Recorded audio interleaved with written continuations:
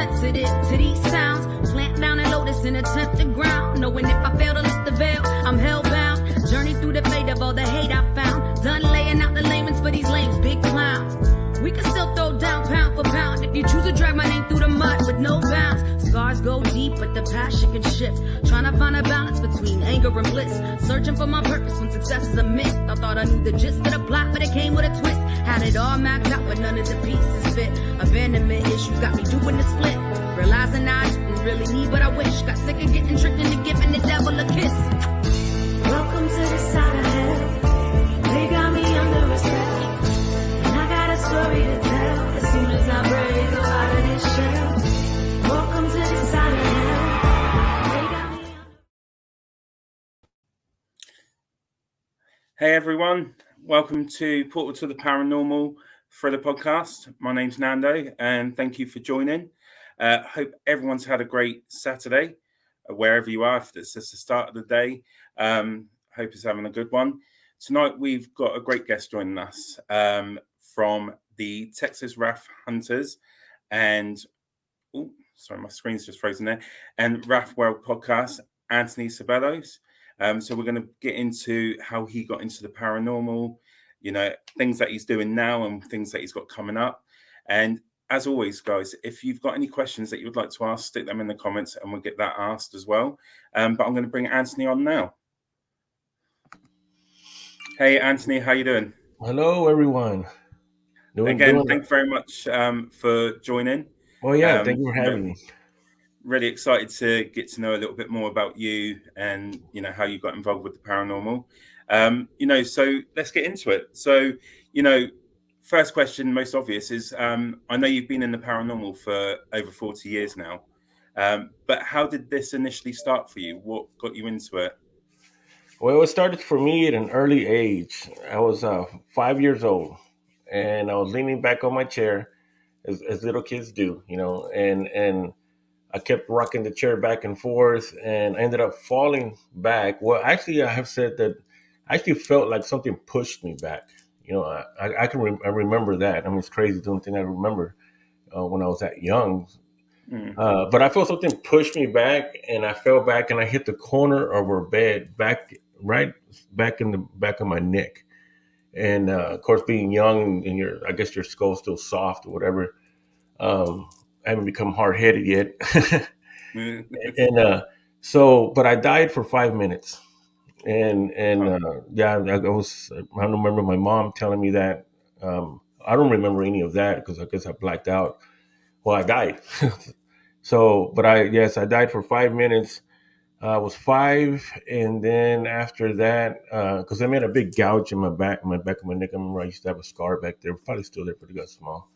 But after that, about 5 years old, maybe about 6 now, somewhere getting close to 6 years old. I remember that I started to see like apparitions or spirits, and 7 and 8 years old. That's when I can really remember when about 7.5, 8 years old, then I really started to see them. And I would see them around my family, like around I grew up with my grandmother. So I would see them on my grandmother. I would see, I would see them when we would go out to the stores. And then she worked that night. So being already maybe the same now, because it kept going on to about 9, 10 years old. And believe it or not, back in that day, you could leave your kids by themselves at the house. Okay. Now we can't do that. Now you I was going to say, not now. CPS, back then we got to whoop it inside the store, man, and you can't do that no more. And so that's just the way things were back then. So I would stay at the house by myself because my uncle was there, but he was always in his room. So, and I was the only child. And so I would, she didn't get home till about 1:30 in the morning. So it was dark and everything. So I would see a lot of things then, I would really see the things when they would come out at night, the shadow people. I could feel things just come around me.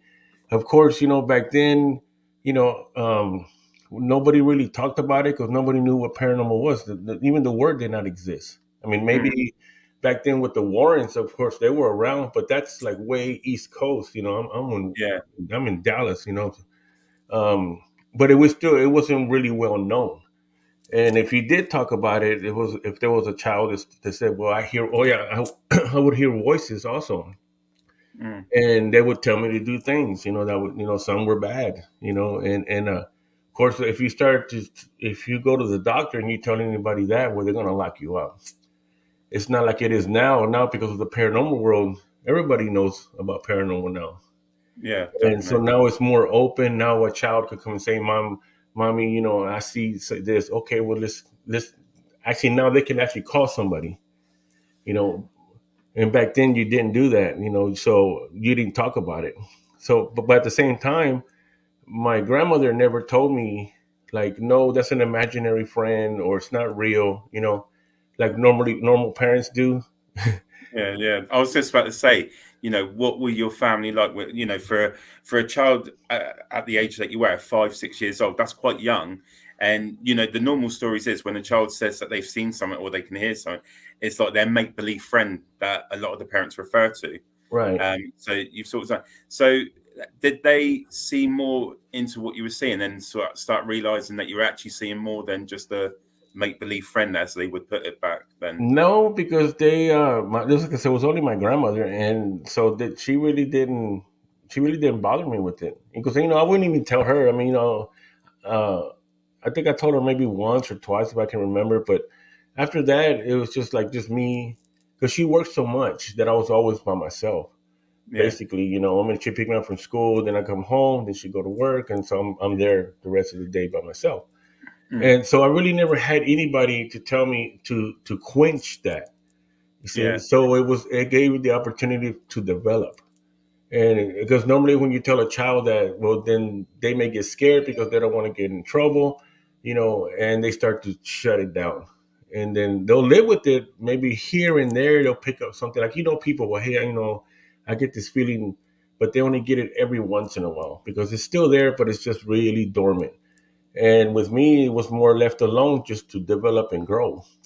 So I got stronger, because it developed. And then by the time I was already in high school, I mean, it was already, to me, it was kind of like not fully developed, but it was way up there because it's already been growing since I was, 5 or 6 years Young age. old. And, Okay. that was difficult times for me too, because school was very hard because even in elementary, because sometimes I would pick up on the kids, and I knew that somebody didn't like me. And then when you're young like that, you get hurt real quick because you want to be liked, you want friends, Yeah. and I would pick up with on the other girls, that they, when we're young, we like Valentine's Day when you're young and like that, in school you want the little cards, you want the girls to give you the cards. Well, I didn't Yeah. get Yeah. any, so but I would pick up on those feelings, on those emotions, not knowing that they were not mine, they were theirs, and so it was very difficult through school. But then once I got to high school, then that's where you get into other people that are like that. Also, Yeah. you see the outcasts. In high school you have your groups. You got your people over here, and those and those and those, Like and your little clicks, your yeah, little little cliques. You your got them click. right. You got all the little cliques, uh, and but it really wasn't until after high school that I would say like in my about 17 when I started to play with the Ouija board. And so Right. I've been doing it for a long time. And that was my first experience with it. But then that's when I started to get around that type of crowd. Uh, And like me, just did, and we're just different. And did get into some dark arts, because I did meet some older people. Their parents were witches, like they dealt in different types of magic. yeah. So Yeah. I got to experience that, and I did pick up on a lot of that also. And then as I got into my 20s now, um, then I got really rebellious, and and so I kind of really I did stay into that other side, that rebellious side of the arts for a very long time. Wow. And So just just before we go into further into life, what's intriguing for me, at such a young age, you were left on your own to harness and try and deal with something like this. And, you think of a child, 5, 6 years old, that they need a lot of guidance and a lot of, adult interaction to sort of help them through certain things. But where you were left on your own, how did you harness what was going on with you? How did you deal with that? Because it must have been scary at some points. Oh yeah, I mean it was scary. I mean, you see, it was like at nighttime, and when the house would just get dark. I mean, inside would just get dark. Which now I know what it is, but of course, but it would just get dark at times, and I mean, I was scared out of my mind, to tell you the truth, and so I would just go in the room, and actually, what I started to do, and I have brought this up before when I've been asked, is that I used to turn on Christian TV. I would turn Okay. on the TV and turn it on, and that's how, and there would be people preaching on TV, and Yeah, yeah. and that for some reason that would calm things down, or would calm me down to the point that I could go to sleep. And then, I would wake up and the TV is just going, that static. Because back then, even the TV would go to sleep after a while. It would be now it's on forever. It never stops. But that helped a lot. And so just dealt with it. Really, just what I did. And it's amazing that you've dealt with it at such a young age as well, to be in a situation like that. A lot of, now, if you imagine kids now, like I've got 2 young boys, they get scared just watching that sort of stuff on TV. So to actually live through something like that, Right. that's a lot for a child to be able to comprehend what's going on with them and what the skills that you're developing at such a young age. Because Right. you are right what you say, when you sort of mention things like that, you're taught to think it's a make believe thing, and then suddenly you find that your mind is closed and you don't, Right. continue to see those sort of things. So as you were getting older, were these apparitions and these voices and things that you were seeing, were they getting stronger? Were you seeing more and feeling more Yeah, to? because like I said, once I got to about 10, 11, 12 years old, about that age there, then it started to ramp up. Having a lot of nightmares, also. Uh, but even now, I know what dreams mean. They're not really dreams, but everything just started coming together. But because I got so strong at an early age, it's like teaching a young, like a 5, 6 year old martial arts. By the time they get to about 12 years old, man, those little kids will probably kick your butt. You may not think so, but I've seen some. I've seen the Shaolin children. Man, those Yeah, little kids, man, I don't know if I could. So that's what I'm saying is, so you then imagine them at 15 years old when they're developing some muscle strength now. I mean, real muscle strength because they're getting older. I don't know if you can take one of those on. That's what I mean. And they're such a young age, but because they've been doing it since they were, 5, 6 years old. yeah, So that's the same thing for me. It was just more. It was on the spiritual side, and I did, and the thing was is I was being taught in ways which I think now when I think about it is I knew a lot of things before I even messed with them. Like somehow I already knew how to do it. I just yeah, didn't, but I didn't know how I knew. So a lot of things came easy to me, like manipulation of energy. That was another thing that was I was playing around with that at a very very young age. Just with your hands, how you can make your energy, and then you can move it, and then create it, and then push it out into something. Uh, and that's why I think now I have become so. When I go into places, I use my energy to pull that out, and I can yeah. get the spirits to come through.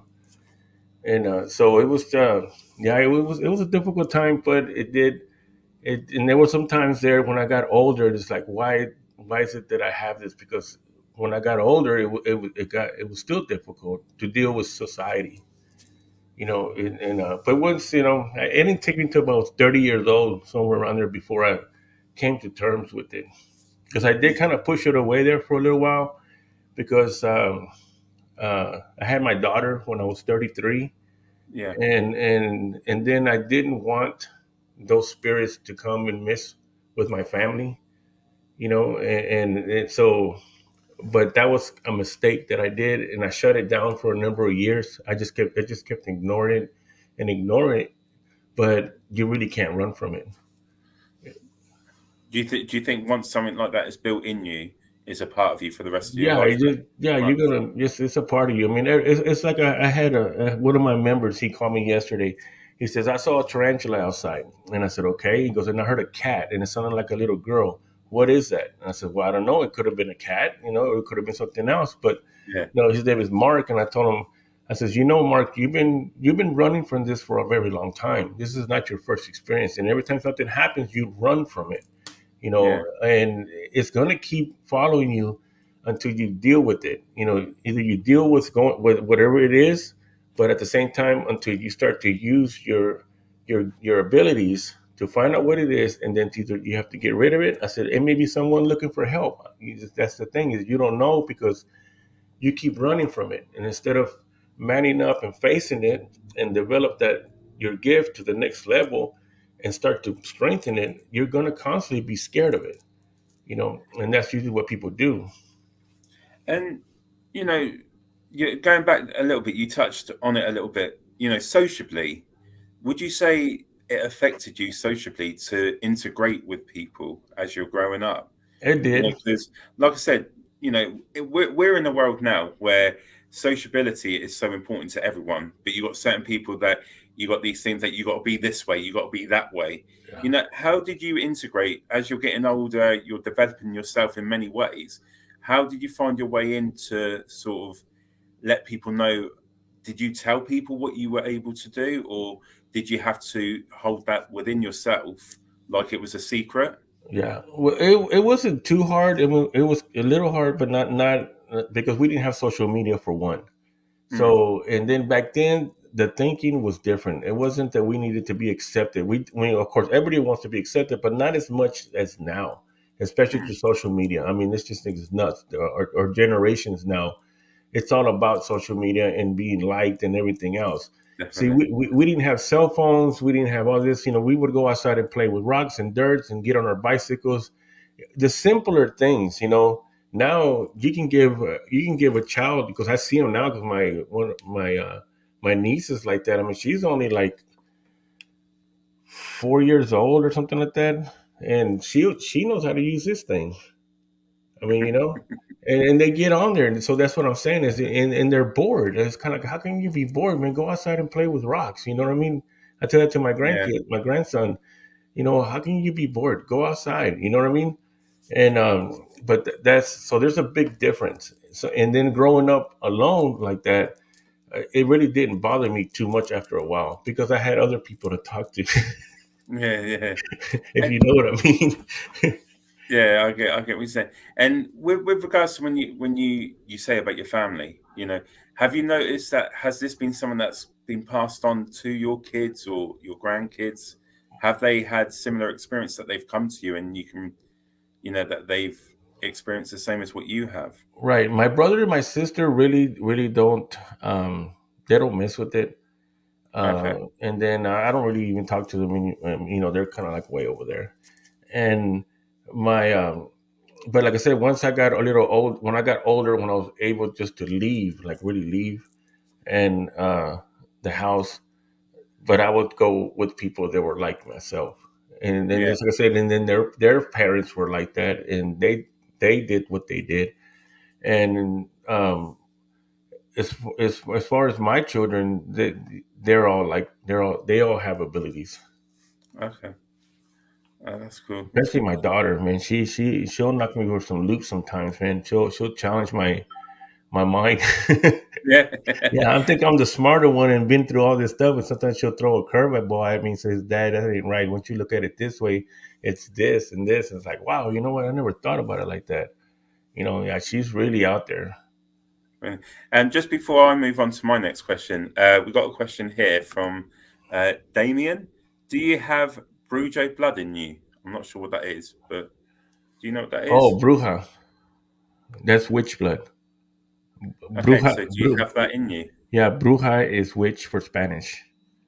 My great grandmother was native, and from the little stories that I've gotten, there has been,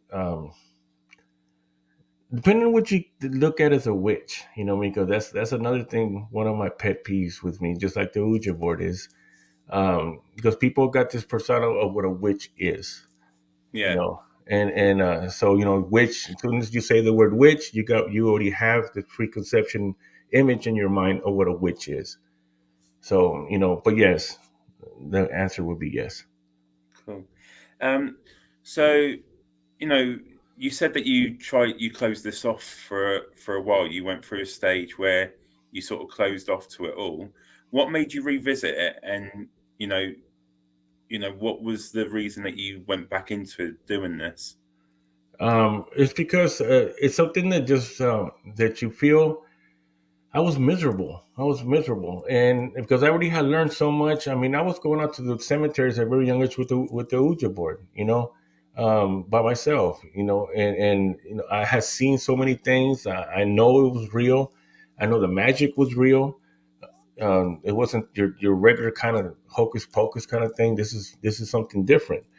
Mm, And when I shut it down, because like I said, I did get afraid that I didn't want my kids to go through it. I didn't want mm, them being attacked. I didn't want my wife to be attacked. Because I know what happens. Before I was by myself, I didn't have anything to lose or nothing or anybody get hurt, and I shut it down. So, and I think I shut it down for a number of years, and I got into other things.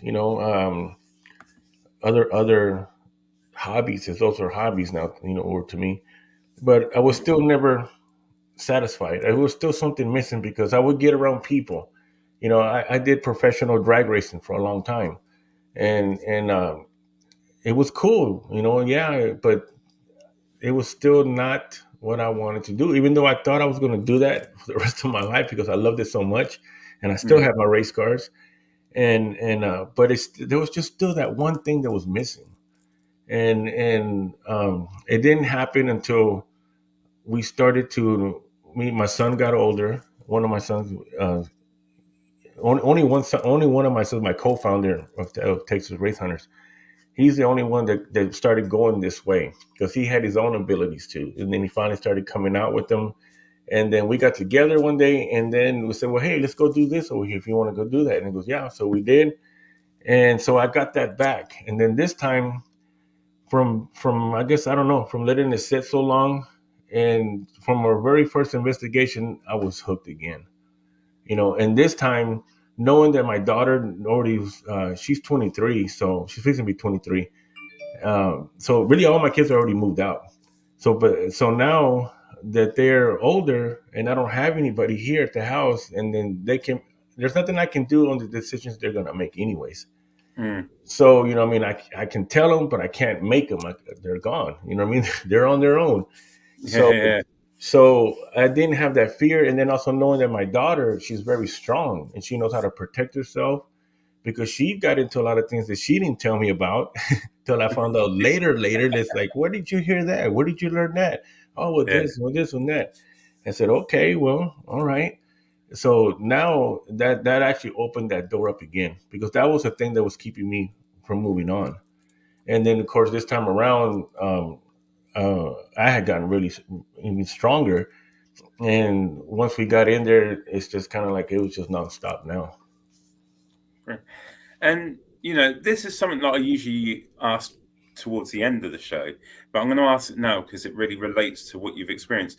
So imagine that you have a young adult that's experienced what you've experienced, but they've had no one to sort of guide them. What advice would you give someone now that's going through what you went through? Like, how would you get them to harness it? What advice would you give them to help them develop them and understand what's going on? Right now, it's really easy. I mean, I would just tell someone this because now I know there's a lot of people out there, that are not real. Of course, Mm, we already know all that. Uh, definitely. but you could to search for somebody as a mentor. It's like I told like if I have a new paranormal group coming in, and they ask me, what do I need to look out for? What do I need to do? I said, well, first thing is you need to get together with somebody that you can trust, that's already a paranormal investigator, a seasoned paranormal investigator that's been out there, and and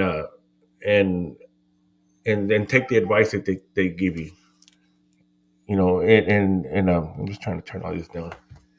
It's your buddy AJ. No, is it AJ? AJ, Yeah, man. leave him alone. He's on my show now. Go on, stop it. I'm trying to turn all this down. I think it's all down now. Yeah, and um, so yeah, I would just tell them, get with somebody that's older, that's been around, and and somebody that can mentor you through this. Of course, like I said, back then you didn't have that, so now it's not that hard to find that. Definitely.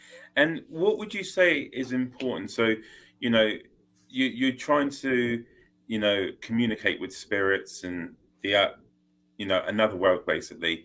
What are the key things that you think is important to go into these investigations? To go into the investigations, I mean, of course, do the research. I mean, Hmm. because you have ghost hunters, you have investigators. It's like we've heard. A ghost hunter is just one that goes out there and we just want to get together and have some fun and go get scared or whatever. And an Yeah. investigator is actually a researcher. Also, there's more into it. And so it's the key things is, of course, to do your research. Sometimes you do stumble upon things. Like we stumbled on this crazy place that we've been going for the last 2 years. One of the places that we've been investigating for the last 2 years, and um, the first time that we went, we really didn't know what it was. We just knew it was an urban legend. It wasn't even part of our plan. We just, my son is a music artist, and we just had done a show for him. And then Mm. we got out of the show, and then we said, well, hey, let's go find a place just to hang out for a little bit, and then go back to the room. Well, we didn't know that thing was going to change our lives. And then of course, when you get back, I did the research on the land. Uh, so that's the main thing is to start to research wherever you're going. Try to get as much um, evidence or anything that you can gather on it. That way when you go back in, you at least know what you got an idea of what you're dealing with. Yeah, definitely, definitely. Mark's just put a comment there that I agree with as well. Is be courteous to the spirits, never go alone. Like you've just said, do your research on the history Yeah. of the location as well. So moving on, you've now founded or co-founded the Texas Wrath Hunters, and that's with your son, is it? Is that right? Yeah, he's the co-founder of the Wraith Hunters. Wraith Hunters. And how did that come about? The Wraith Hunters came out of that investigation. Like I said, Really? that's when we went together along with our one of our cousins. So my team is four of us. It's three of us are family, and then one of them is a close friend, Josh. He started not too long ago with us, but they all have their abilities, and so that came out of that when I started to. It's because I already had seen all the shows, of course, Ghost Adventures when it first came out, and Ghost Mm. Hunters, and all the other ones, yes. But they did open the door for the paranormal, regardless of how they are now. Those were the shows that came out and brought the paranormal to the TV where everyone saw it. You know what I Mm. mean? And that's the only thing that I give them, is the door was open. And then um so he's um I lost my track. See, I lost my track with Zach. It's like you say See, Zach, I man. knew It's it. As like, soon as you mention a certain word, it sort of goes. yeah, yeah. Um, I got on my own on that one. no, Um, that's cool. So now you've got your team. right. Now I know being in a team myself and speaking to a lot of people, they have different ways on how they begin their investigations. So for you guys, is there anything that you do before you start an investigation? We know you do the research. So what I'm looking at, does religion play a part in your investigation? You It's do protections and things like that. yeah. As far as that goes, we really didn't at first, because for me is I know how to protect myself, Hmm. so but my team at the time, they were still kind of wondering around what they were going to do, at the beginning. But now, yes, we do. We do our protection. We have our we create our light. Love and light Yeah. around us. And because I have gotten my butt kicked, especially me, because I'm the one who gets it the worst all the time. And so yeah, we do that, and we may do some banishing before we see we. I used to have attachments. I had Okay. four of them, and then I got possessed one time. And but it wasn't until that I took on a mentor that's a real good friend of mine, and I started to learn a different way, just to say a different magic. And so that is where I started to see is that most of the times that we get attachments is because we're not protected. And like he told me, and it made sense. We banish things before we even get there. We can do that remotely. We can cleanse that from here and banish whatever's there. So when we go, actually the ground's already clean, and when we go there, we can do it again. But Mm. that's so now I don't worry about it anymore, like that. I go anywhere. It doesn't matter to me. This pretty much I've seen a lot of the dark stuff already at a very young age in my 20s. When I seen people doing real seances. I mean, not seances, real rituals. Mm. Blood rituals. And for me, it's like, yeah, it scares a lot of people when I say that, but at the same time, I had Tim Shaw the other night on my podcast, and he was talking about that is how you have to have that dark and that light. Okay. It's kind of like when you're growing up. Yeah, sometimes we end up in jail. We do some stupid things. We run out with the wrong crowd, and then you change your life. But then you know both sides of the fence. You know how far. You know what this is. You can go to a neighborhood. Okay, this is not the cool place to be at. Other people can walk in there and say, "Hey, how you doing?" and get robbed and mugged or murdered or something. You have that knowledge. And so that for me, I don't look at it anymore. Yeah, I got into a lot of dark things. Yes, this and that. But at the same time too, I know what it is when I see it. I can walk to a place and I can recognize it real quick because I know what that is. So it actually helps me. It makes me a better investigator, if that's what I'm doing. And then I know how to deal with it. And you say that you've got yourself into a lot of dark things. Going through this, you know, um, process in a way. Is there one particular moment that you've done something that sticks out to you that has scared you the most? That has scared me the most that I've done. Yeah. Um, I don't know. There's a bunch. That scared me. Probably. Well, I seen one of the things that I can remember, and it's always stayed with me. I remember one of the girls that I used to know. She was having problems with her boyfriend because her Mm. boyfriend had taken her child, and I guess got custody or whatever. And I remember she came out of one of the rooms at a house that we were at, and she was mad. And she came out and she grabbed. She had a dragon, a statue of a dragon with the tongues coming out. And she got her picture of her son. She put it in front of the dragon. She got a knife. And she cut her hand, and she put it. She poured the blood on top of the dragon's head where it would come out of its tongue. And then she started doing the ritual. That freaked me out when I saw that.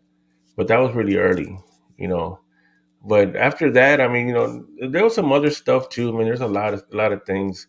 Um, I mean, people have asked me that a lot, but a lot of my stuff, I really, that's one thing that I don't feel comfortable talking about. Hey, like I said, if there's anything Yeah, you don't want to talk about, yeah, that was. I can tell you off camera. You know what I mean? okay, maybe we'll have a chat about that afterwards. Well, Yeah, we'll see. That's cool. So, part of being an investigator, you learn different techniques, and technology seems to be a big part of what paranormal investigators do. For yourself, is there particular equipment that you like to use? And also on the flip side, is there equipment that you think is not for the paranormal? right. For me, of course, we are the best equipment. Hmm. And I mean, especially when you have your abilities and you learn how to use them and develop them and still keep developing them because you never stop. And but the only difficult thing with that is that we can't prove it. I can tell you right now. Well, I see this, Nando, and I feel this. Okay, that's about it. unless you believe who I am or whatever, you're still not going to have anything to present to anybody else, that can give you concrete evidence. And that's actually what got me into starting my team. Now that I can go back to that real quick, is that I have 40 years of stories, of my own self, of being around. I like I said, I did get into in my when I was about 22 years old. I did get into around some people that were not. Um, I would say they were into really some dark things, because the people that I ran with, the things that I did back in the day, weren't all legal. Put it that Okay. way. You know what I Okay. mean? So that type of person, that type of people, they do protections. They do Santeria. They do Santa Muerte. They get into a lot of things like that, and those do require sacrifices, and I mean human sacrifice. So this Mm. is kind of the thing that I was telling you that I would tell you off camera. So it falls into that line. So once you see something like that, that also too will do something to you. You know what I mean? Mm. You Even though you didn't do it yourself, but just being around it and seeing it, you really can't do anything about it. Because this is just the world and crowd that you happen to be in. Uh, but you see what it does, and so you like I said, so I can't I didn't have any way of it's just a story, 40 years of stories. So that's when I already had seen the ghost shows where, hey, you Yeah. know what, they're recording this stuff. You know what I mean? They got these equipment, these things. What are these things that they're using?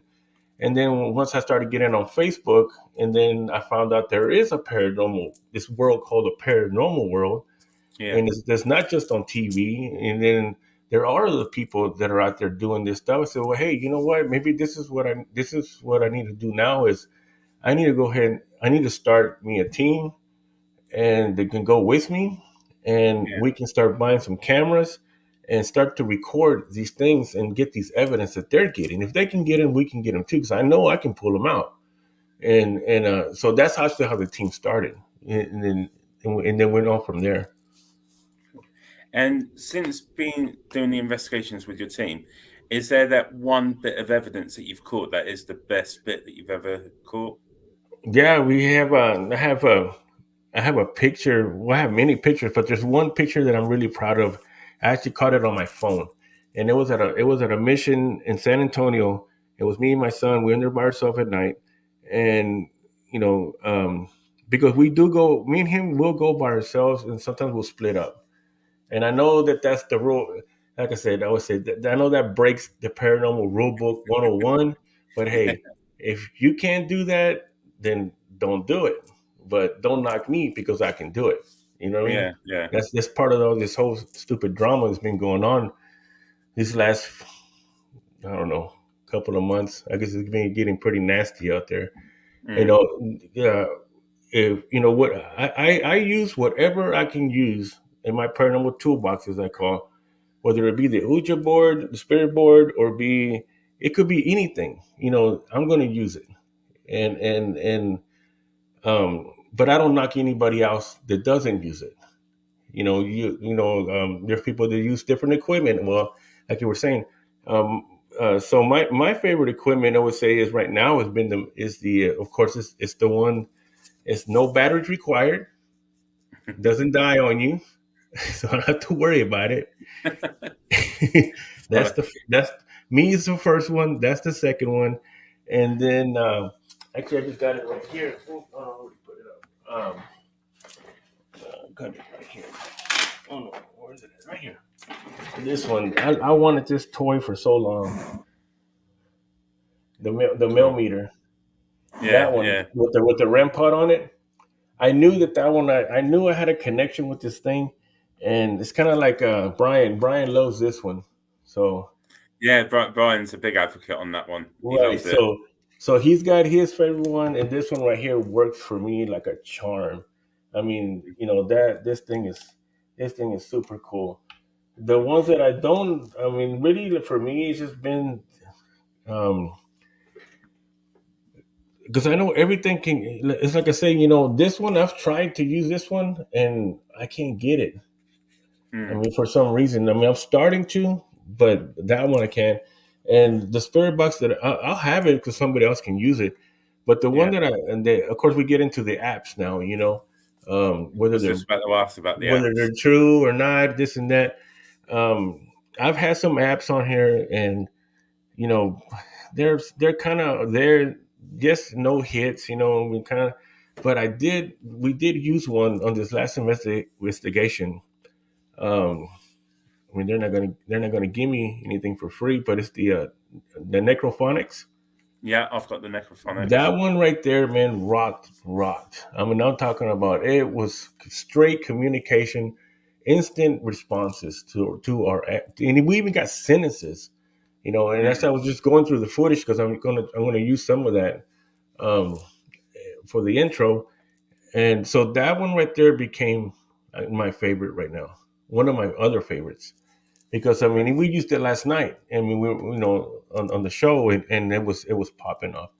So for me, it's kind of like everybody has. It's kind of like I think even when it comes to the toys, that we have some kind of energy connection with them or something. Like I say, this one doesn't work too good for me yet, but the necrophonics did. And then of course I got my favorite one over here. This one, I knew this oh one was yeah. going to be it once I got it. And of course they're not cheap, but hey, it just goes with it. See, And a bit like what you're saying. That I think we build ourselves and learn about all these different gadgets and the apps and everything. Necrophonic, I do like using it because there is some good responses I get. But I find my go-to toys at the moment are simple flashing balls, the cat yeah, balls, right? yeah, And I set two to either side, and I do like a yes no sort of questions. And some of the responses I've got have been immediate, like, and they're going off one side, then the other side, depending on what the answer is. So I get what you're saying. Everyone has their own sort of tools. yeah. But going back, you said about the Ouija board, or spirit board, as some people refer it to. Yeah, exactly. That's what I like to use. I do Yeah, use these them. are these are cool too. I use these a lot. I, Yeah, do you know, and some of the responses I've got from them have been absolutely awesome. yeah. You know, so that's cool. But going back to the Ouija board, you pointed out that that's one of the tools that you use. Now, do you find that people don't believe, like, if you was to talk about the results that you get from the Ouija board, do you find it that people find it hard to believe that's real because of the stigma behind the Ouija board? Well, of course, there's the audio motor thing. With your vibrate with your hands, and then Yeah. because I know I seen an experiment one time where they blindfolded the people and they couldn't get the names, uh, Mm. versus when they weren't blindfolded. And then when because you can't really be proven. But for me, it's kind of like really all these things really can't be proven. I mean, I mean, you can't say it's 100%, without a doubt. You Mm. know what I mean? But you can get pretty close to it because um, when you ask a question, like say through the spirit box or the REM pod, or the where it beeps, and you ask it, can you make that go off? And within a fraction of a second, it goes off. Mm. And what I'm talking about. It's like with your cat boss. Yeah. Um, and we blew a death whistle. I don't know if you know what that is. A death whistle. Yes. No, can you give us a bit of an Oh insight on what man, that is? I don't have it here, but it's on the video. A death whistle is an Aztec whistle in the shape of an animal. It could be a panther, it could be an owl, and Well, you I think I've blow it, seen. Yeah. and it makes that screeching noise. Hmm. Okay, well, it's supposed to call out spirits, and I mean, it is pretty scary when you hear it. It sounds, it's got this weird sound to it. Um, but what I'm saying is though, but when you get okay, we blew that, and the cat ball went off. The cat ball was way in front of us on a cement table in the forest. He blew Yeah. it, and I mean, we were outside, so it's not going to give a vibration where it's going to move because that has to be touched. It Yeah. has to be Yeah. actually moved just a little Yeah. It bit. has to be. And so it's on the cement table on this little hole, so it's not going to go anywhere. And I said, go ahead and blow it and see what happens. We blew it, and the cat ball went off. So was that a response right there? Because it's supposed to call spirits, you know. So, but when you get that instant response, just like right now that we're conversating back and forth real quick, there's no silence in between there. The spirit box, the spirit board is the same way. It'll start to move, and then it'll start to move in a way where you're not moving in. You know, I'm not doing it. I'm not trying to fake anything or gonna fake anything. One, because I won't be able to sleep at night with myself. Because what's the point of doing all this stuff if I'm gonna fake something? You know what I mean? Definitely, Why am I spending money? You know, like you say, you know, tell you this one ain't cheap. You know, no, no, that's $200 right here. So why am I going to spend on this and this and that? You know, just to fake something. You know, to me it don't make sense. You know, I'm not going to waste my money like that. I can do something else. yeah, But this will move in a way where you can see that it's not no more little vibrations on your hand. This thing is pulling you and you can feel it, especially when you connect with it because you channel through it. See, so it's yeah. not just getting on it and asking questions. You have to have a person that's able to channel through it because it's going to be your energy that you're going to push into this, and then it's going to open up, and then the spirit will come through. So it takes a lot more than just getting on here, like you see, and is someone here? You know, are you evil? Is it a demon? And they ask the same dumb questions all the time. I get what you're saying. And going on to that, because you're saying that you're putting a lot of energy into it, like you need to put a lot of yourself into getting the spirit board to work and cause the vibrations and things like that. But do you believe, like, there's a lot of stories about the Ouija board that things come through that mimic a spirit that could be related to you, but it's not actually them? Do you believe that you could be bringing in something from that never actually existed? Do you believe in all those things, like the Well, that demon? we can that we are manifesting the spirits. I believe that's what you're saying is our energy. And then if I have another person, we have three of us or four of us. So just say there's four of us on a team, or our collective energy can get so strong that we can actually manifest that spirit. I've heard about that. But when it comes to like on this last investigation we did, we had multiple people coming through the spirit box, you know, and they were all and some of the guys I was with did not know what I was there for, you know. Yeah, So it's kind of like they were all coming through, but they were all together on the same page. You know what I mean? So that's kind of really difficult to do because these guys may not be able to do that. Or you can say, well, maybe they don't realize. No, there's some people that are just closed. They're not. They don't like like you know. But that person may not be able to go to a place and pick something up and get something out of it. You know what I mean? Like you know, it's called psychometry. I think that's what it's called. When you pick yeah. something up, you feel it. You know, things like that. So I'm a debunker too. You know, I still believe it or not, I still I have a quarter skeptic in me because I still will look at it. You know what I mean, and see how did this work? How does it get coming through? You know, could have been this, could have been what I ate, could have been something. You know, there's so many factors that I put into it. You know, to see what else it could be that caused this. But then when you can come and say common sense or something, you know, your common sense will tell you. You can look at it like, okay, I looked at it all kinds of ways, and I probably can't explain it, but that's something different. You know, that's something else. You know, you get to that point where it's like, no, man, this is real. You know what I mean?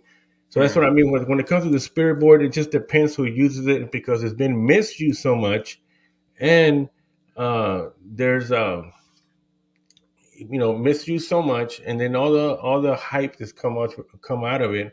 Because anytime that you get anybody on a podcast or anything like they're hearing them, the first thing that they're asked is, "What is your scariest, you know, experience on the on the spirit box?"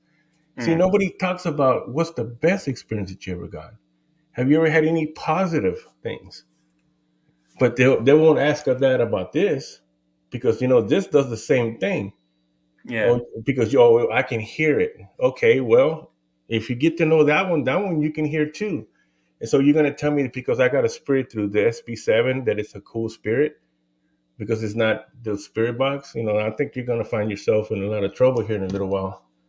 You know what I I mean? think the problem is because of the spirit board or the Ouija board that has such a bad stigma to it, you don't think about asking about positive results from it because a lot of people think of it as you're provoking demons and things like that. But where is your head at with things like demonic entities and things like that? Do you believe that there is things that entities that come through that have never existed on the earth? Or do you Yeah. think that's something that's just hyped through the TV shows? No, there is a whole there. You have the people that are stuck here that don't know, maybe that they've passed on and they're here. But Mm, then you do have the beings that the spiritual beings that never were human. They were here way before us. They've been around, and but that's what I'm saying is the also too when you go on an investigation and when you're in there, we all bring in our energy. So whatever it is that we're bringing, this is why, like Mark was saying, that you cleanse yourself. You cleanse yeah. yourself, you cleanse your team, you cleanse your equipment. That way you can go in with positive energy instead of not the fight you had with your wife or whoever or anything else, because you're bringing that negative thing, and whatever's negative that's not human, that's what it's going to attract itself to. So that's what you're going to bring in, and just going real back to the spirit board. The first thing they start asking, is there a demon here? Well, you just called and you just opened the door. You opened the door and your front door, and you just yelled out for a demon. So yeah, he's going to come he's going to come into your house. That's what you're doing. So that's what I mean. It's just a lot of lack of knowledge on how to use this. Sometimes it works. Sometimes it don't work. Sometimes it don't even move. It just sits there. Okay. So then I put it up and I'll move on to the next one, to my next little gadget or whatever. Yeah. And but yeah, there is the darker ones, if you want to call them dark. It's just who they are. um but so it just depends on what. That's what I mean. It takes a lot to do this. This is not just like they say, the ghost shows. This is not, well, that looks cool, I can go and um buy all the equipment and let's go do this. This is a whole nother level of thinking, of spirituality. It's everything mixed in together. And it's not a game. It's not. You really have to come into this. I mean, it's when we say, if you just want to come out there and do a video to put it on YouTube or whatever, and get the hype of all those knuckleheads that are on there. uh, I told my team the other. I told one of my members that says, "Hey, you want to get 1 million views? All we got to do is come out and make that crazy face." You know what I mean? If you go to Yeah. YouTube and you see that, every single guy has got that stupid face on him, but he's got 3 million views. That's all we got to do, dude. Yeah. And the next thing we were talking about it just before we started the show, attachments to objects. Now I know that you've recently purchased 2 new objects that are sitting either side of you. Firstly, do you believe spirits can attach themselves to objects? Yeah, I mean, they're gonna have, because you got to realize that things are in your house and they're a part of your life. Mm, So we go back to energy, and there's things that you have, personal items that you have, that well, you can look at it like this: a person's mother passes away, and they had a brooch or something that they knew. They remember my mom having uh, this object all her life. You know what I mean? So those are usually left and passed down to the children. You know, and but that energy is still there, because as we know, energy doesn't ever it doesn't you can't destroy it. It's always there. mm, So her essence, her energy is still part of that. So that's what you can actually call an attachment, because even the word attachment nowadays, just kind of like the spirit box and spirit board and everything else, has a bad rap and is misunderstood what a true attachment is. mm, Everything, well, you have an attachment. Oh, it's a demon, because it's already connected with the dark. You know what I mean? Yeah. The word attachment. Well, it's not. An attachment could be, it could be, you know, your mom, your dad, your brother, your sister, your friend, whoever that you love a lot, that you love very much, that is still with you. You know, you don't look at it. You wouldn't, if a person's mother passed away, would you tell them that it is an attachment? Because an attachment's already going to say, well, that's evil, because that's all we know. That's all we're taught Yeah. through these podcasts, these shows, these radio shows, all these paranormal world. Well, you could get an attachment. It's kind of like, sounds to me like, well, you might as well say you could get a disease. See, because all diseases are bad, so Yeah. all attachments are bad. But nobody ever talks about what an attachment really is. It's not all of it's evil. You see what I'm saying? Yeah, I agree totally with you with regards to attachments, because I've had things that have happened where it's not evil at all. Like, especially for me, family members have appeared, and I think they're You always, see, you especially just my said it. grandfather. Sorry, You just said it. Appeared appeared. Yeah. compared to attachment. You see, two Well, different yeah, because things. I think attachment, the way I would do an attachment is something that's there constantly. Do you know what I Yeah, mean? But for me, they've appeared at certain points in my life where I believe they knew that I needed them the most. yeah. You know, so I think that's why they've appeared. And but with saying that, do you think if you have an attachment, and I'm on about not dark attachments, I'm on about like family members, and if they're always with you, do you think they're stuck in like in a certain, like they haven't been able to move on because they've got unfinished business that they never got to sort with family members? Do you know what I mean? Like, we hear a lot of stories about, and sometimes you watch on TV that spirits are stuck because Yeah. they never got the chance to finish everything they needed to do. Do you think that's why they're always around us, like certain spirits that, or Right. do you think they just pick up out of choice? Yeah, I was asked that one time, and it made a lot of sense when we came out of it. Is that most spirits, most people, just like in life, you have someone who broke the law. They're running from the law now because they know if they turn themselves in, or the day they get caught, they're going to have to face the judge, and they're Yeah, going to be sentenced and go to prison for the rest of their life. So they run. They keep running and running and running. Well, if they pass, then whatever they did it's the same thing. And now after they've passed and they're in the spirit realm, they don't want to cross over because they know they're going to have to face the judge on that side. So they're okay, scared of judgment. So I'd rather just stay here. I won't go into the light. I won't cross the river, or however you believe. And I'm just going to stay here because they're scared of. They don't want to. They're scared of being judged. And if they died as a Christian, well, of course they don't want to go to hell. And so I just stay here, and then I'll never go to hell. But I'm just going to stay stuck in this place. Stay yeah, here. And then so that's the ones that you get there. And then for the ones that do move on and do go into the light, and they do come back to us, that's the line that we don't know, and we're never going to know until we cross over and we get that knowledge of, okay, now I know. That's the answer that we will never know right now, but apparently they do.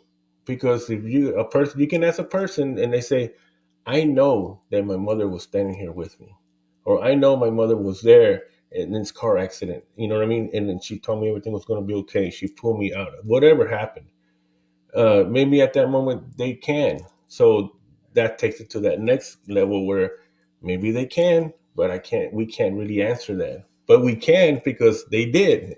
And if we believe that they did, and we know that was her or that was him, so apparently they can, but only for a brief moment. And do you believe, like spirits, that it takes them time? So, things that I've been reading is like there's certain people that believe that when a spirit passes away, they can't communicate straight away. It takes them time to be able to try and come through and try and show themselves. It takes them a lot of time to work that out. Do you believe it's something that they can do straight away, or is it a process that they've got to go through on the other side to be able to come back and communicate with us? Yeah, I don't think so. I mean, I believe. I don't say I don't think so. I believe that they like I said, we don't know the rules. If there's any rules to that, I mean, I'm pretty sure there is. Um, where they can intervene with us now. But I believe that they could, that they can do that and come back. And just to answer Raymond's question right here, no, I've only gotten possessed one time, Raymond, and it hasn't happened anymore.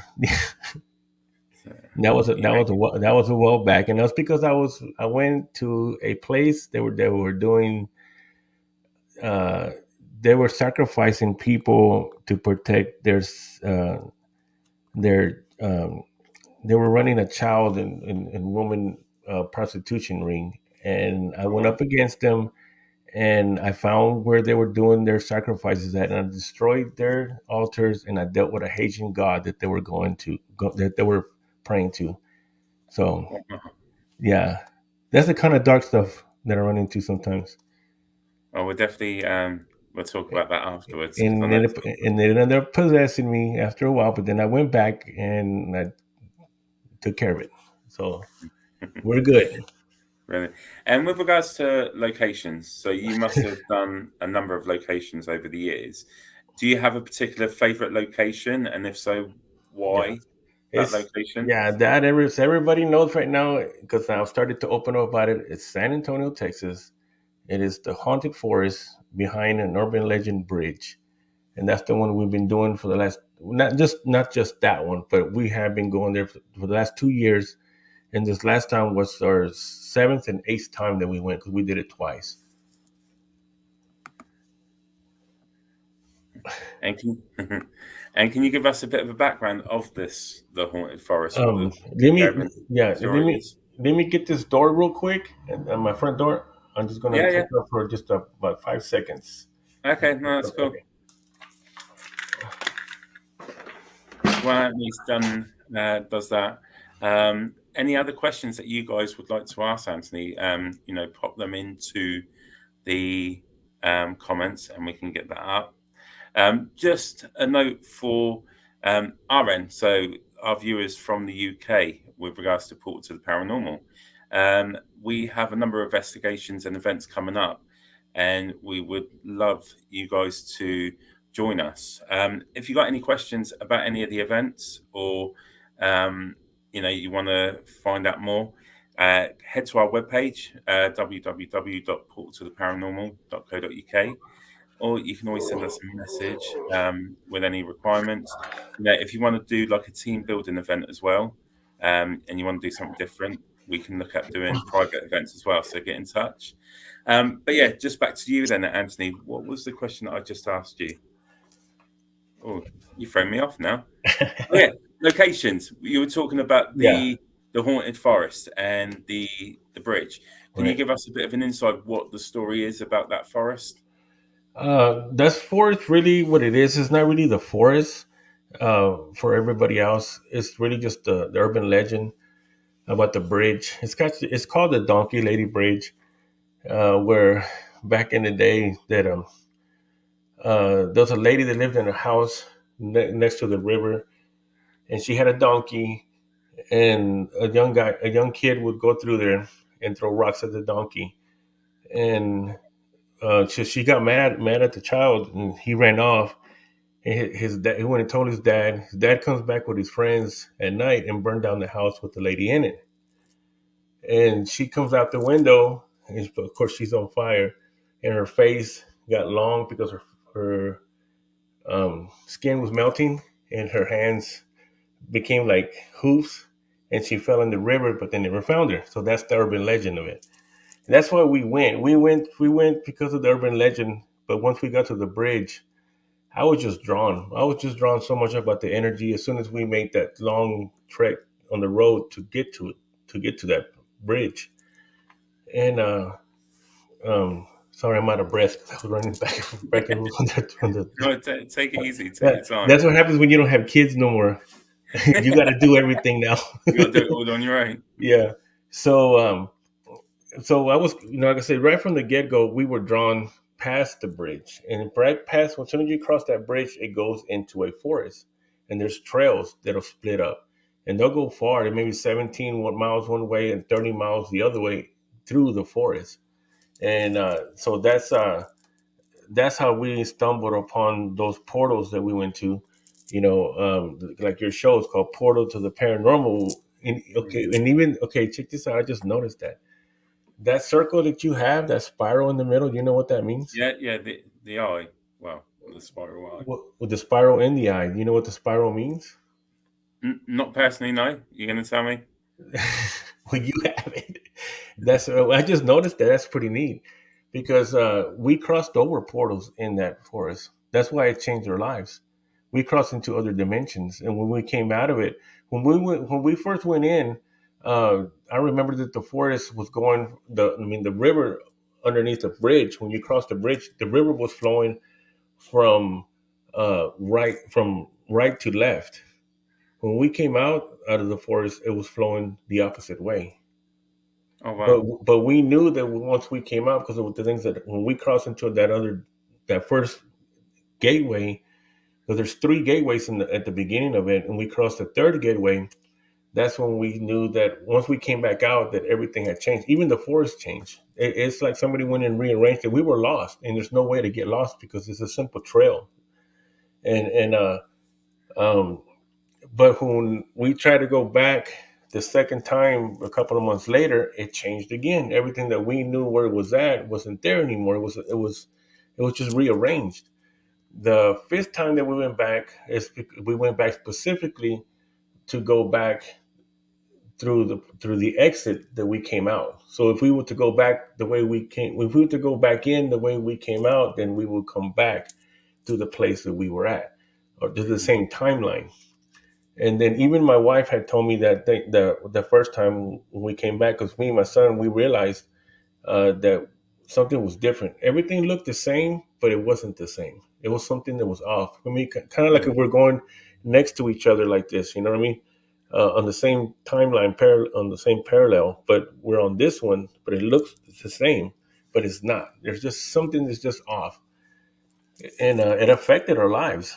But at the same time, too, that place will heighten your abilities. It's like I said just last night on the radio show, is that uh, either you're going to run out of there screaming, you're going to lose your mind, or you're not coming back. Or if you can't pass the test, your abilities will be heightened so much because it's like a training ground. And so when we went back and I found that entrance again on the tree, I could see a symbol. There was that spiral right there going around. Wow. Actually, your spiral right there is that's the entrance spiral. And I try to take a picture of it because the equipment really doesn't work in there, but it did. I was able to get it to work this time, and that's because that's what it wanted. I understand that place, and when I looked at the tree, I saw that spiral on there, and I tried to take a picture with my phone, but it wouldn't come out. When I got back, I did the research on it, and I come to find out that spiral in there it means the entrance to a portal. So Okay. you actually have the correct symbol to portal to a For our name. paranormal. Yeah, see, you just learned something right now. I just learned something about our own symbol. Yeah, That's crazy. now it's really cool. So see, and the way that it's going it starts going to the right. That's the entrance. If it was going the other way, it's the same thing. Like when you see in the circles when they put them they spin them. When they Yeah, spin them to the left, it looks like it's coming out. When they spin them to the right, it looks like it's going it's in. going in. Well, that's going to the right, so that means that's an entrance port. That's an entrance symbol. If it was going the other way, then that's an exit symbol. So you actually have the portal symbol, the real symbolic symbol of a portal, in your logo. Wow. Well, I've just learned something there, so that's Yeah, absolutely and brilliant. I just noticed that too when I looked at when I was talking about it because I was fixing to say that. So we saw that. So what's the coincidence of going to a place? Because we were doing at the first time we just went to go hang out, have some kicks, whatever. We weren't even on a ghost hunt or anything. And then after that, we everything that happened to us, and of course, then once that happened and we came back, that no longer became a ghost hunt. There's cryptids in there, there's beings, there's fairies, there's portals. there's every time you cross through another one, it's a whole nother neighborhood of different things and different Mm. challenges. So whatever it is that you have, you will be challenged in there. And so what coincidence is it that we know we crossed the portal, because I could see the wall shimmering because we couldn't cross back. I had to find a hole for us three to come back through. And the two people that were at the other side, they said that they couldn't hear us or see us, yet we could hear and see them. You know, Oh wow. because we disappeared, but we were right there, but they couldn't see us.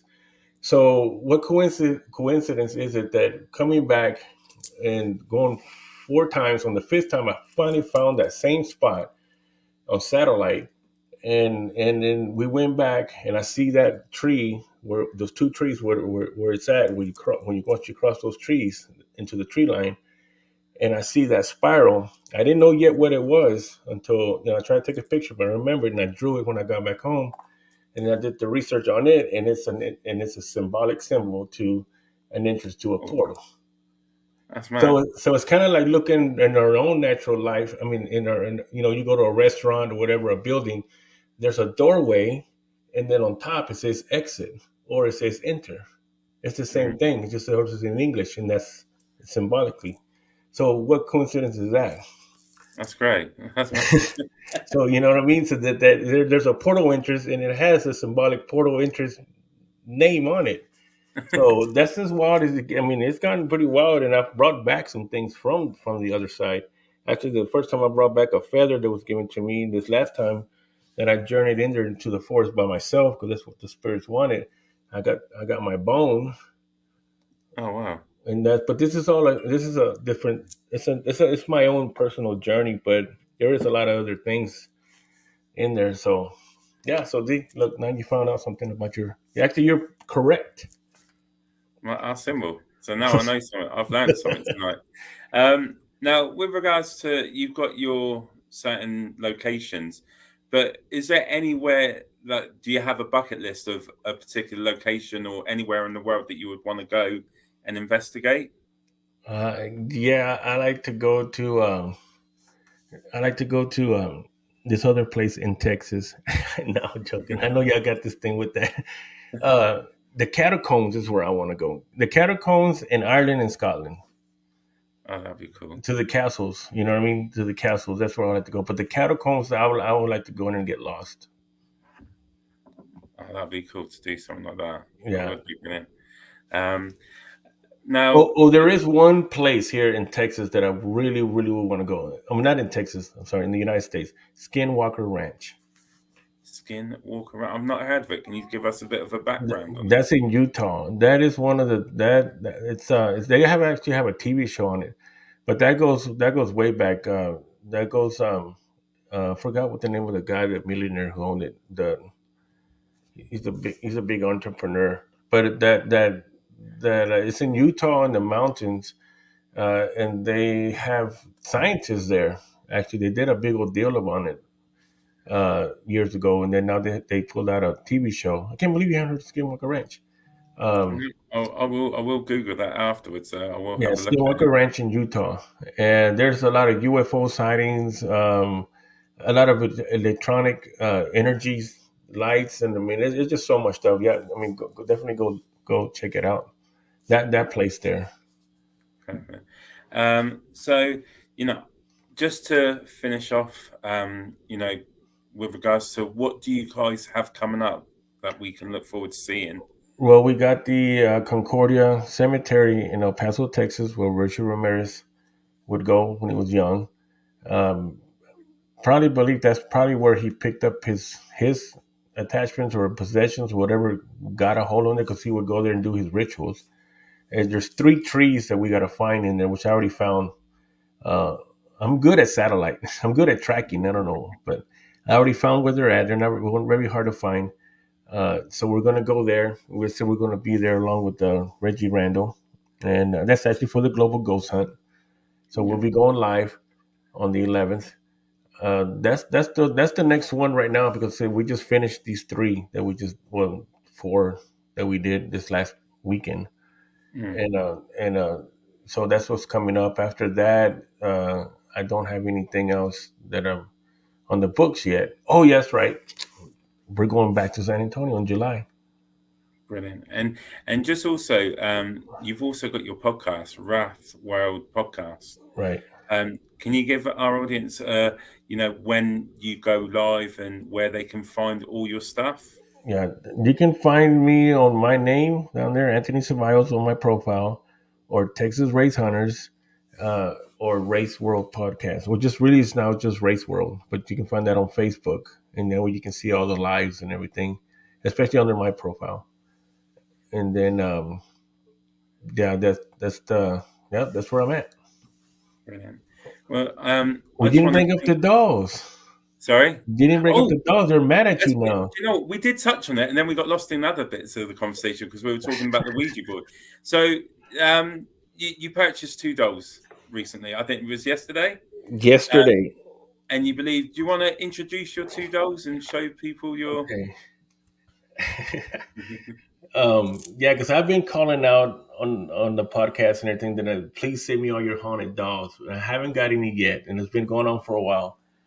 So I go into this one place, and this one caught my eye. She's actually, let's get back. She's in a dress. Let me get it straight that way. There you go. It's a wedding dress. Oh wow! So, and she is porcelain. And let me see if I can bring her in a little bit. Just don't get scared. She's real pretty. See, She's pretty. She's not gonna hurt you.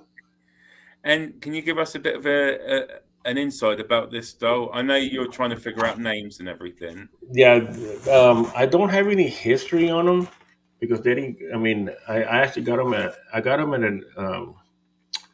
a store where they have old items. So they're not. They don't have the history on them. And like I said, I wasn't. I wasn't even looking for dolls. I was looking for actually for something else, and I just happened to wander one of the aisles, and she was just sitting up, and I saw her, and it's like, okay, there she is, man. I gotta have that one, you know. And then, but they're not claiming there to be anything haunted or anything like that, you know. There's nothing paranormal in that store. I mean, that they claim anything like that. But I was just drawn to her, and I said, you know what, that's my doll. And she has been that they have picked up other. I've showed her off now, so they have picked up um, spirits on her, and they have been making the REM pod because we did it last night, and they have been making the REM pod, and then they did speak through the spirit box, and she said her name was Brooke. Oh wow! So, and then I have this. They have the other one. This is because this one here is I don't know how to say it. See, I don't know how to say it in front of her. Okay, well, you said it earlier.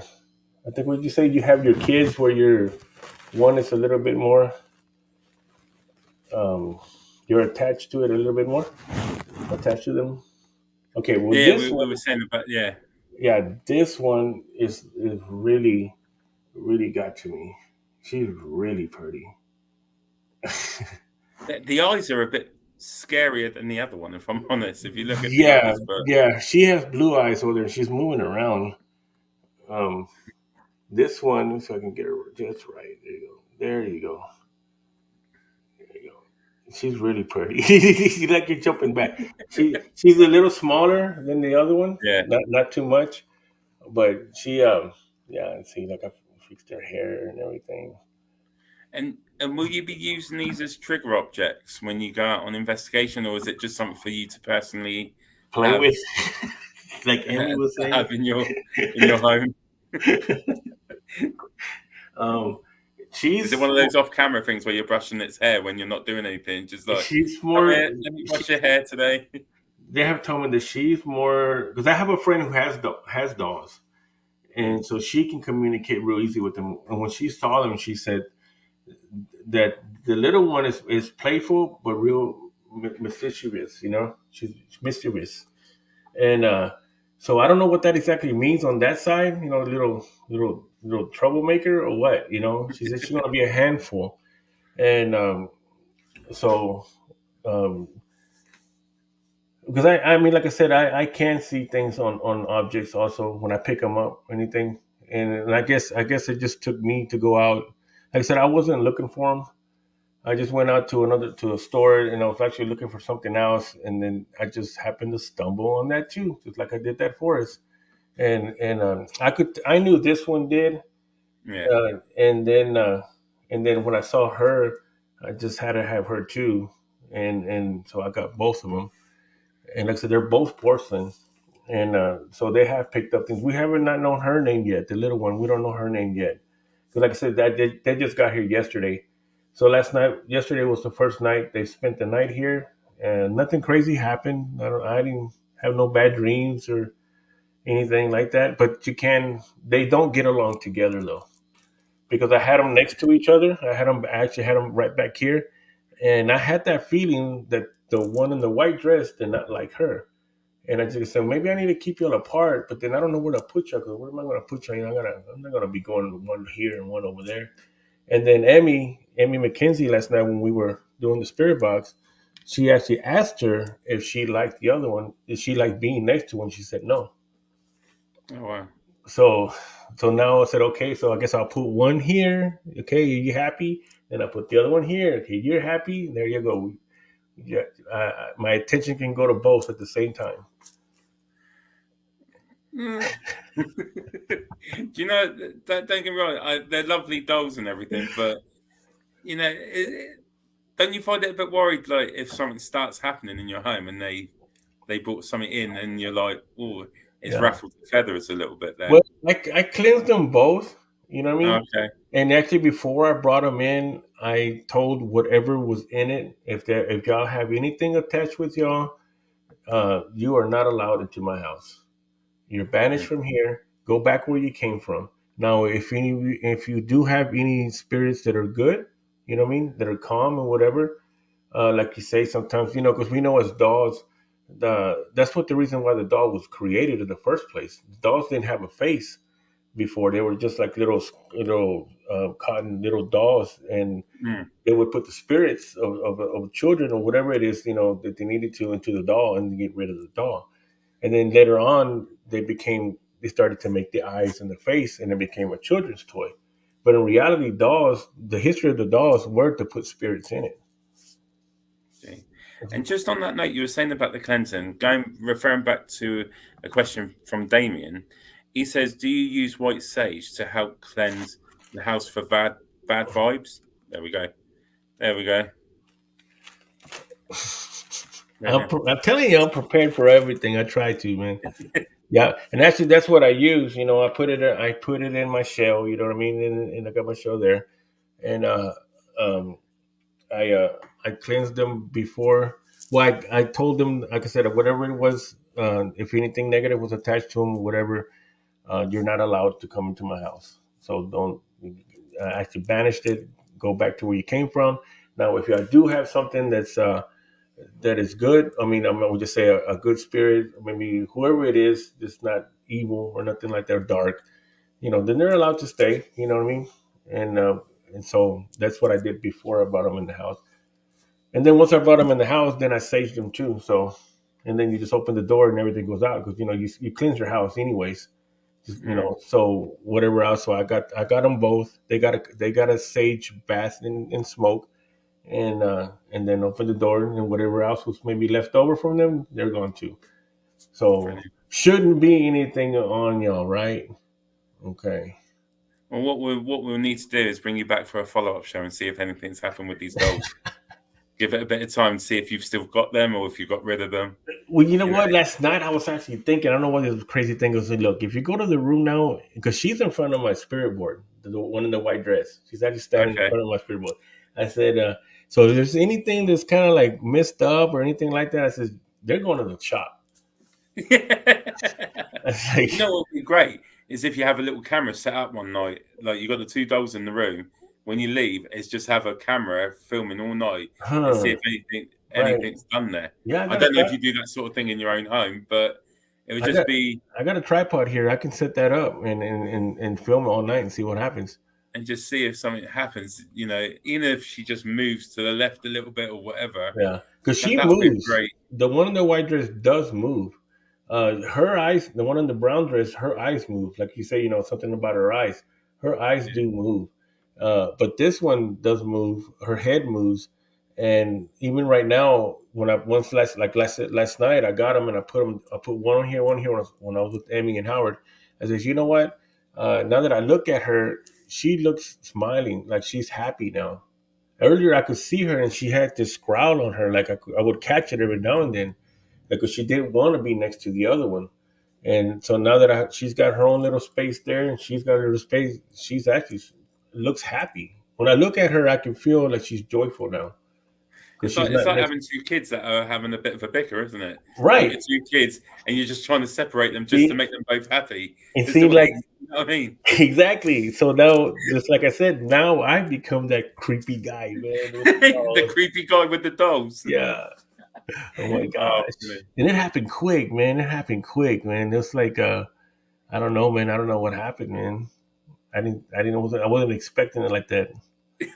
But it'll be cool to see if anything happens. But I don't know if I'm gonna take them because I have to take both of them. I would think, because if I take one, it's like hey, like telling your kid, well, we're gonna go to Walmart, but you got to stay here. He's gonna have a fit.